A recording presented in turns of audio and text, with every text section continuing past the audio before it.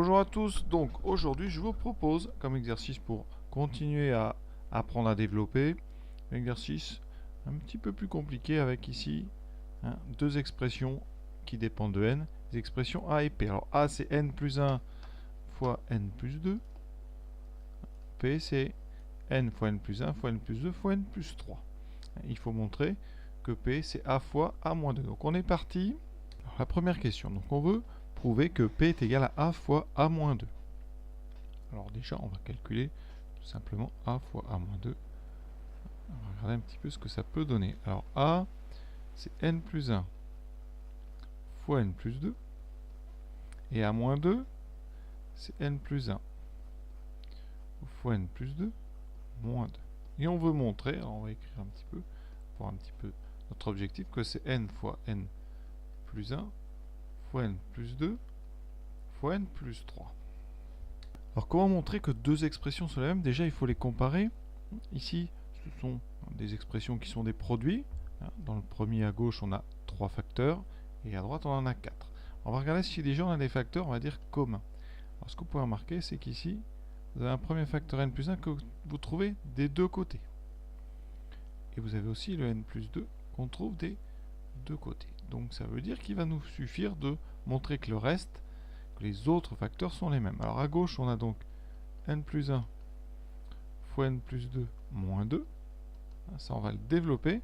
Et à droite on a n fois n plus 3. Ça aussi on va le développer. Alors le deuxième est facile, ça fait n carré plus 3n. Pour l'autre, donc on a de la double distributivité, alors c'est une soustraction. On s'occupe d'abord des deux premiers facteurs. N fois n, ça fait n2. Plus 2n plus n, donc plus 3n. Plus 1 fois 2, plus 2. Moins 2. Et vous voyez bien qu'il nous reste n carré plus 3n. Donc conséquence. Donc on vient de montrer que n plus 1 fois n plus 2 moins 2 est égal à n fois n plus 3. Et bien, en multipliant cette égalité par n plus 1 fois n plus 2, eh bien, on obtient exactement ce qu'on voulait, c'est-à-dire n plus 1 fois n plus 2 multiplié par n plus 1 fois n plus 2 moins 2 est égal à la même chose à droite qu'on multiplie par n plus 1 fois n plus 2. Et c'est exactement ce qu'on voulait démontrer. Donc la première question, vous voyez, donc on a bien à gauche a fois a moins 2 qui est égal à droite à p. Et on a donc réussi à prouver que p est égal à a fois a moins 2. Alors il est évident que souvent les élèves ont tendance à développer sans trop regarder. Alors si vous développez, on va le faire parce qu'on est là pour apprendre. Ce qu'on peut ici faire, c'est développer n plus 1 fois n plus 2. Ça donnera n2 plus donc 2n plus n, donc plus 3n, plus 2 fois 1, 2. Ici, n plus 1 fois n plus 2, je viens de le faire. Ça fait donc n carré plus 3n plus 2. Plus 2 moins 2, ça fait n carré plus 3n. Je continue. Donc là, on a 3 facteurs, 2 facteurs. Donc ça fait toujours un bon entraînement. n4 plus n2 fois 3n, 3n3. Plus 3n qu'on développe, donc 3n fois n2, 3n, 3.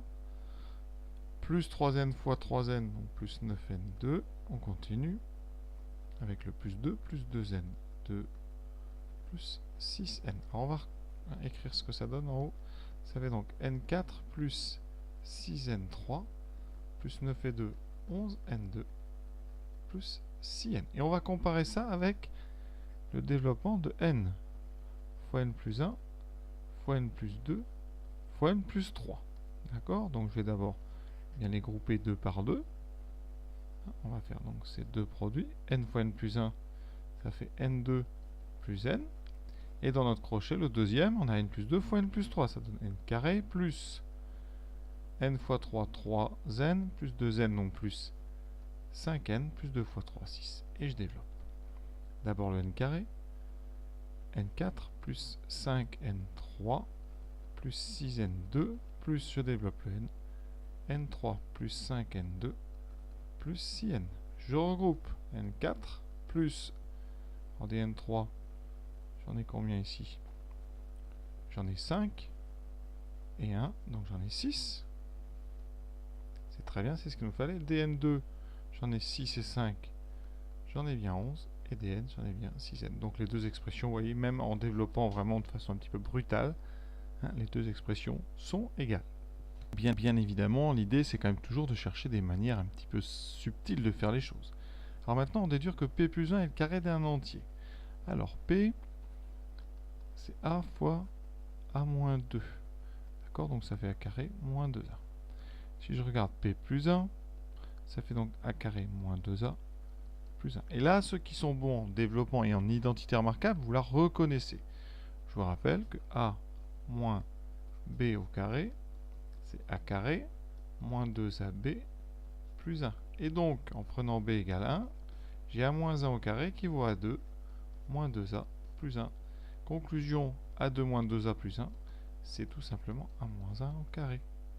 Et donc, eh bien p plus 1, ça sera le carré de a moins 1. Alors, on peut faire un petit exemple. Hein. Exemple. Si je prends n, on va prendre vraiment un petit exemple, hein, parce que ça peut monter très vite. Si je prends n égale 2, a vaut donc n plus 1, c'est-à-dire 3 fois n plus 2. 3 fois 4, ça fait 12. Combien vaut p? Il vaut 2 fois n plus 1, 3, fois n plus 2, 4, fois n plus 3, 5. Donc p vaut 2 fois 3, 6 fois 4, 24 fois 5, 120.